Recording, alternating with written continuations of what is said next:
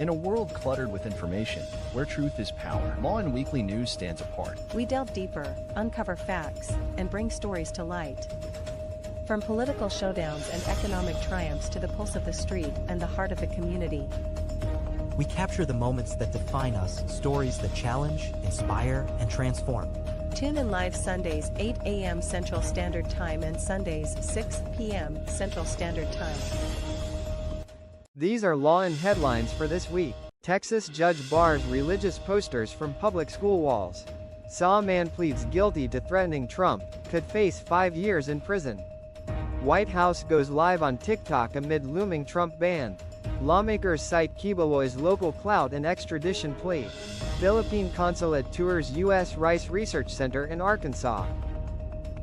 Texans Jimmy Ward hit with $20 million lawsuit after June arrest. The Beatles return with new anthology, drops this fall.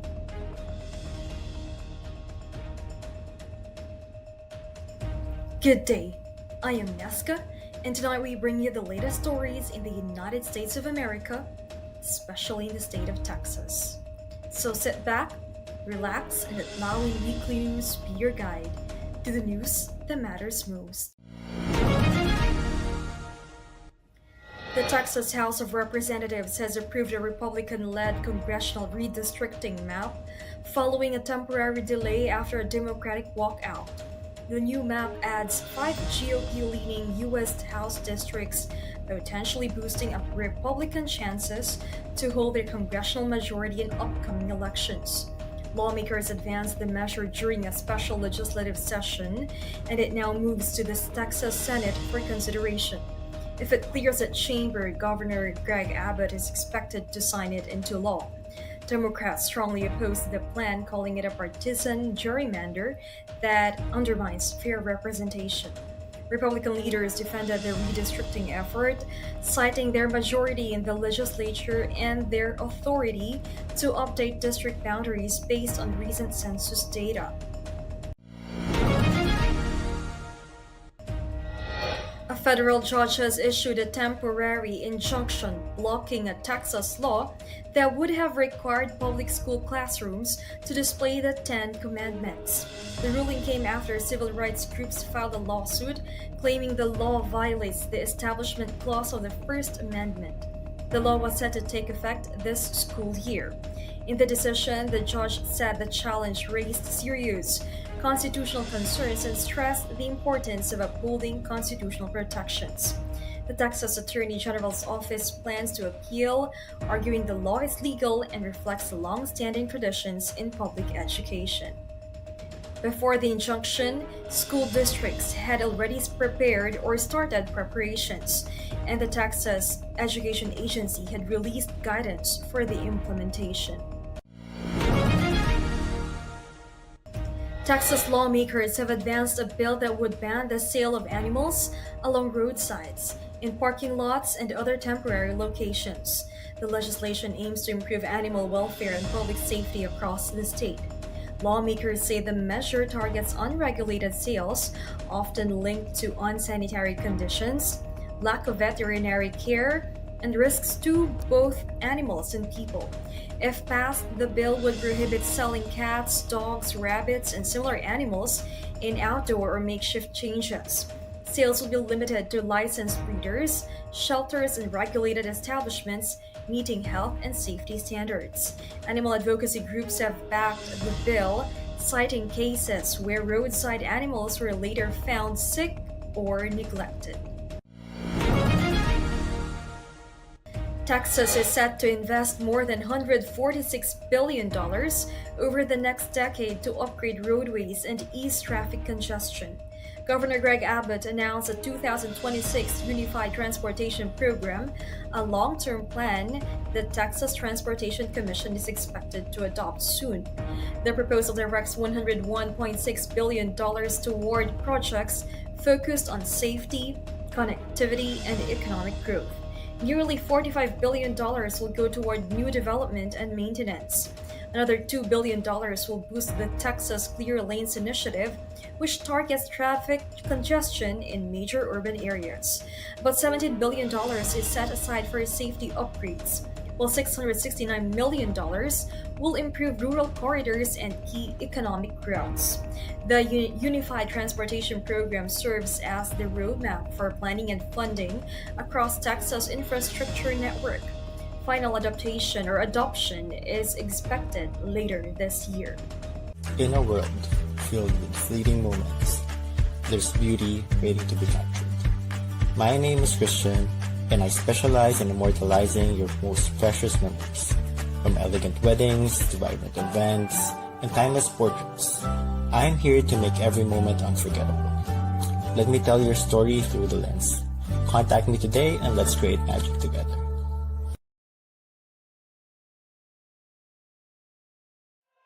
Journey to self-discovery and mastery. Be bold, why not? Season 6 with MJ Concepcion every Monday 8 p.m. CST. Don't miss out. Where every conversation is welcome at the table. This is Pink Table Talk with Dr. Carly D. Every Wednesday 8 p.m. Central Standard Time. Rice, spice, and everything nice. Welcome to the Philippine food scene with Adobo Queen, Nancy Reyes Lumen of Commissary Kitchen. Every Thursday 8 p.m. CST, Friday 9 a.m. Philippine time. The Cow Creek Bridge in Marble Falls, Texas has officially reopened after undergoing major repairs due to flood damage. Governor Greg Abbott joined local officials for a ribbon-cutting ceremony Tuesday, highlighting the bridge's role in public safety and regional recovery. The bridge had been closed since recent flooding caused several structural damage, disrupting commutes and local business activity. The Texas Department of Transportation led the project, which was fast-tracked due to the bridge's importance to the community. Crews completed the repairs under strict state safety and engineering standards. Full inspections were conducted before reopening to ensure the structure's integrity. Governor Abbott also stressed the need for a stronger, more resilient infrastructure as the state continues to prepare for future natural disasters. World War II veteran and longtime Jesuit Dallas track coach Herb Shaner recently celebrated his 101st birthday at his home in Dallas, Texas. Family and friends gathered on August 12 to honor Shaner's life with stories, cake, and pizza, marking not just a milestone in age but in service and legacy. Shaner is remembered for his heroism during World War II, where he served with distinction and endured capture as a prisoner of war during the Battle of the Bulge. After returning home, he began a decades-long coaching career at Jesuit Dallas, mentoring generations of student athletes. Former students and community members credit him with instilling discipline, perseverance, and a sense of purpose. His influence extended far beyond the track. His 101st birthday served as a tribute to a life defined by service, mentorship, and a deep commitment to others, a legacy that continues to inspire. A 52-year-old man from San Antonio has pleaded guilty to making threats against President Donald Trump. Robert Herrera was arrested after posting a threatening comment on Facebook in response to a news story about Trump's planned visit to the Texas Hill Country in July 2023. Federal prosecutors charged Herrera with making threats against the President of the United States, a federal offense that carries a maximum sentence of 5 years in prison. The visit came in the wake of catastrophic flooding that killed more than 100 people and caused major damage in areas such as Kerrville. President Trump, joined by First Lady Melania Trump and Governor Greg Abbott, toured the region, met with local officials and families, and reviewed recovery efforts. Authorities said the threat was taken seriously due to the high-profile nature of the visit and ongoing safety concerns for public officials. The White House has launched an official TikTok account just weeks ahead of a key September 17 deadline that could lead to a nationwide ban on the app.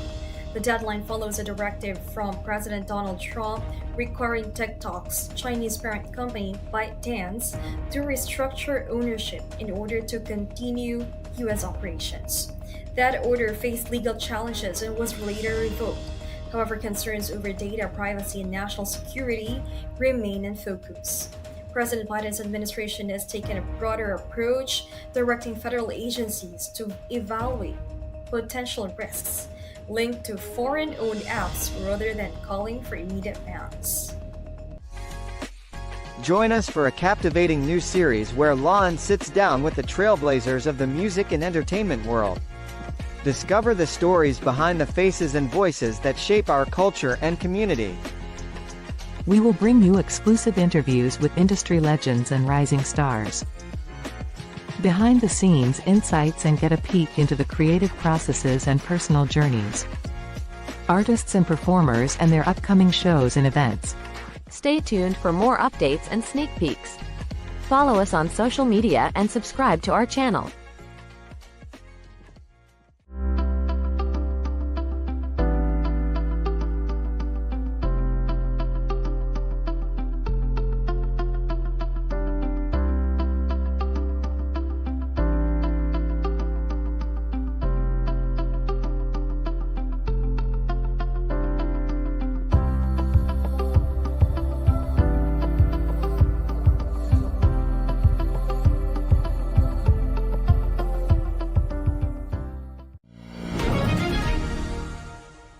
President Donald Trump made a public appearance Thursday in Washington, D.C., handing out fast food to federal law enforcement officers amid a heightened security across the city.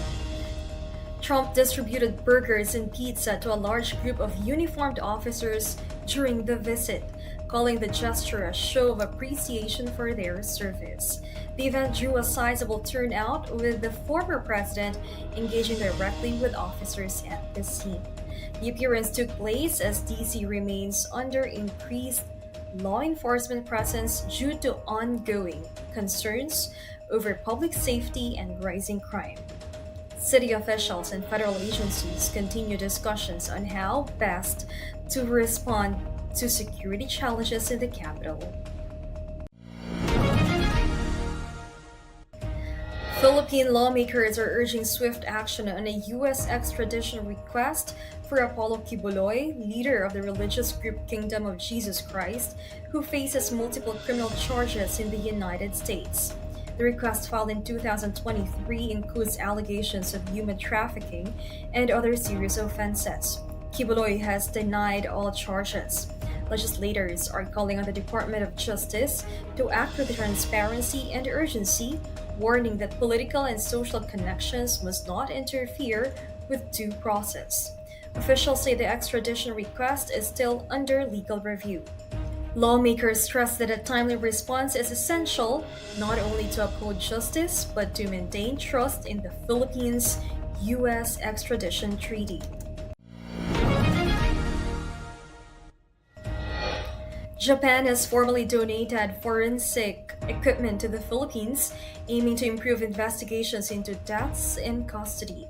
The turnover ceremony was held at the National Forensics Institute at the University of the Philippines College of Medicine. Japanese Ambassador Kazuya Endo led the handover with a donation valued at approximately $133,000, or around 7.58 million pesos.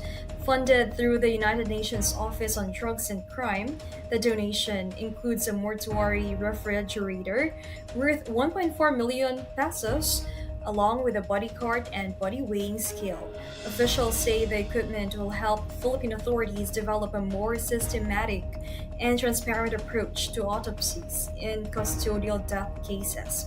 Philippine officials welcome the support, citing its role in improving investigative outcomes and reinforcing institutional accountability.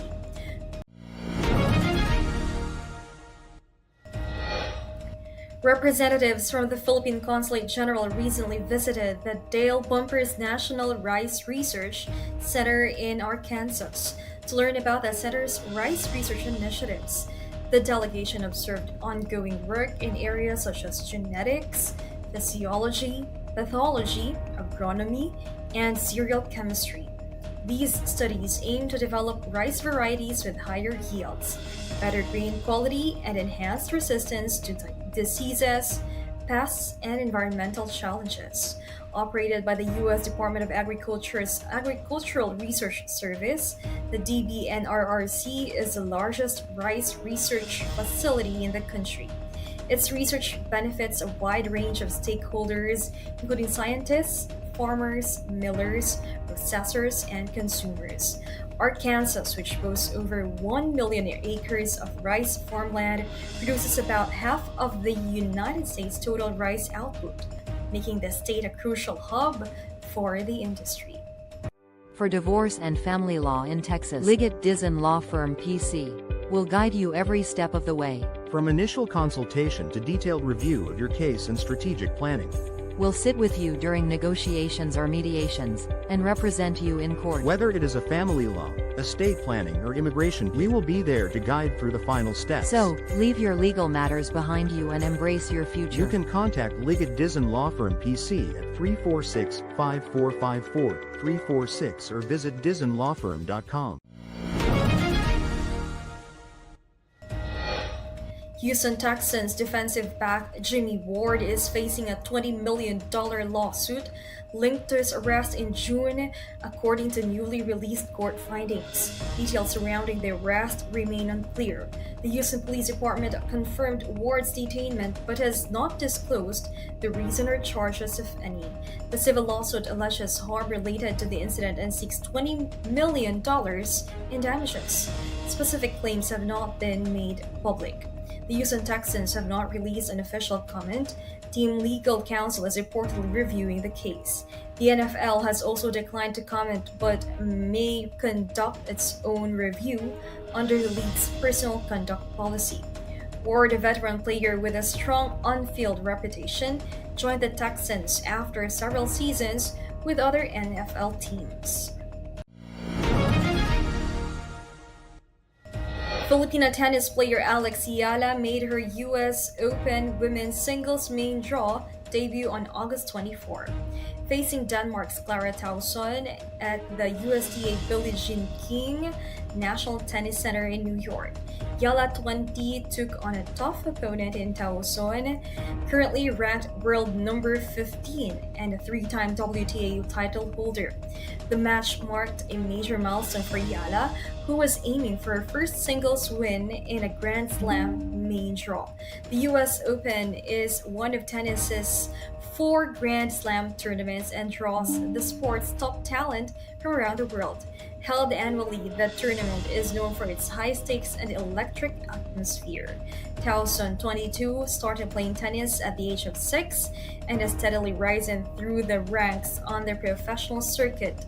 Yala's path to the US Open included appearances in other major tournaments, including the Australian Open, showcasing her steady growth and potential as a rising star in women's tennis. The Beatles anthology documentary series is set to return this fall, now fully restored and remastered, with an all-new episode and updated audio mixes. Disney Plus will begin streaming the enhanced series on November 26th.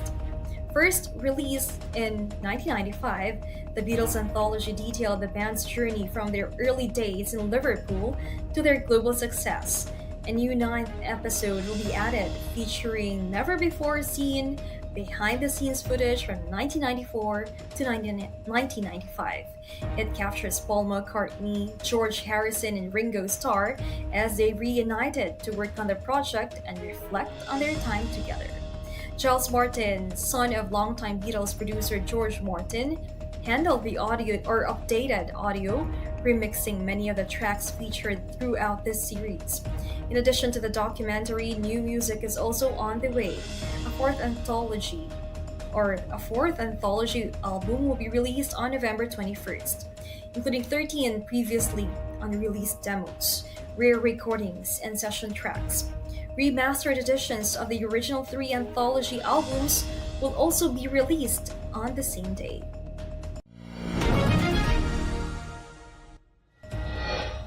TV host Boy Abunda has released a previously unaired interview with actress Liza Soberano, confirming her breakup with former on-screen partner and longtime boyfriend Enrique Gil. The interview, recorded on March 7 but released only this week, revealed that Soberano and Gil had ended their relationship nearly 3 years prior. She shared that the decision stemmed from differences in priorities and values that emerged over time. Soberano also pointed to personal growth and evolving perspectives as factors in their quiet separation. The interview addressed ongoing speculation about the couple, who rose to fame as a popular love team in Philippine television and film. Before the interview surfaced, Gil had repeatedly denied breakup rumors in public appearances. The newly released footage now confirms that many fans had long suspected. Abunda said the interview was initially withheld from broadcast but was eventually released due to continued public interest in the couple's relationship status. As we brace ourselves for the upcoming weather changes, let's dive into what you can expect day by day. Whether you are planning outdoor activities or just preparing for the week, we've got you covered with the most accurate forecast. Stay tuned with us as we take a closer look at the weather patterns that will impact our region. Remember, here at Lawin Weekly News, we bring you the clearest skies to the stormiest forecasts. Here is your Lawin Weekly News weather forecast in Houston, Texas. On August 24th, Sunday, the high will be 95 degrees Fahrenheit with a low of 75 degrees Fahrenheit. Expect mostly sunny skies throughout the day. On August 25th, Monday, temperatures remain steady with a high of 95 degrees Fahrenheit and a low of 76 degrees Fahrenheit. Again, mostly sunny and warm. On August 26th, Tuesday, the high is 92 degrees Fahrenheit with a low near 77 degrees Fahrenheit. Conditions will be humid with variable cloudiness and a chance of an afternoon thunderstorm in a spot or two. On August 27th, Wednesday, expect a high of 90 degrees Fahrenheit and a low of 75 degrees Fahrenheit. Periods of clouds and sun, with a scattered thunderstorm possible in the afternoon. On August 28th, Thursday, the high is 91 degrees Fahrenheit and the low 75 degrees Fahrenheit. Plan for partial sunshine with a couple of showers. Some afternoon rain possible. On August 29th, Friday, expect a high of 91 degrees Fahrenheit and a low of 76 degrees Fahrenheit. It will be cloudy and humid, with thunderstorms likely at times. On August 30th, Saturday, the high will be 88 degrees Fahrenheit and the low 73 degrees Fahrenheit. A dull, dreary, and humid day with a few thunderstorms, especially later in the day.